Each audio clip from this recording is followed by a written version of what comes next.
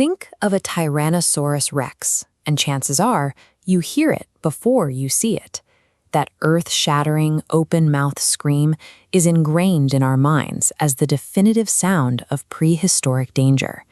That iconic noise is a complete acoustic illusion. In 1993, sound designer Gary Rydstrom was tasked with giving a voice to an animal no human had ever heard, and he had to build it from scratch using modern animals. The piercing, high-frequency shriek that gives the movie Roar its terrifying edge is actually the sound of a baby elephant. To give the sound weight and aggression, Rydstrom layered in the guttural snarl of a tiger and anchored the bottom end with the low, rumbling gurgle of an alligator. As brilliant as that sound design is, large non-avian theropods, the group of two-legged carnivorous dinosaurs that includes the TRex, did not possess the mammalian cohorts required to belt out an open-mouthed scream. The cultural image of the screaming apex predator is a complete fabrication. The actual acoustic output of the T-Rex was far quieter, far deeper, and infinitely more unsettling. Figuring out what a dinosaur sounded like is notoriously difficult because of how fossilization works. Bones and teeth can survive for millions of years, but the soft tissues that actually produce sound, like vocal cords, cartilage, and muscles, decay entirely. To solve this auditory mystery, paleontologists analyze the anatomical structures of the dinosaurs' closest living relatives, modern birds and crocodilians. Neither of these evolutionary cousins possesses a mammalian larynx or voice box. Crocodilians use a specialized vocal valve to hiss and rumble, while birds produce sound using a syrinx, a unique vocal organ located deep in the chest. Recently, researchers discovered a rare fossilized larynx belonging to an armored dinosaur called Pinacocosaurus. The specific structure of these bones proved that dinosaur anatomy lacked the physical hardware to produce a loud mammalian roar. With the fossil record ruling out the cinematic scream, we have to look closely at how the largest predator on Earth actually communicated and hunted.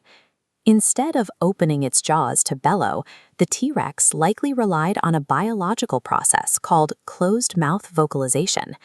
Keeping its mouth completely shut, the T-Rex pushed air into massive, inflatable sacs in its neck and chest. These sacs acted as giant resonant chambers. The trapped air vibrated, producing a deep, continuous rumble from within the body rather than a projected scream. This specific physical mechanism generated sounds between 50 and 200 hertz. That extreme low-end frequency sits right at the bottom edge of what the human ear is capable of detecting.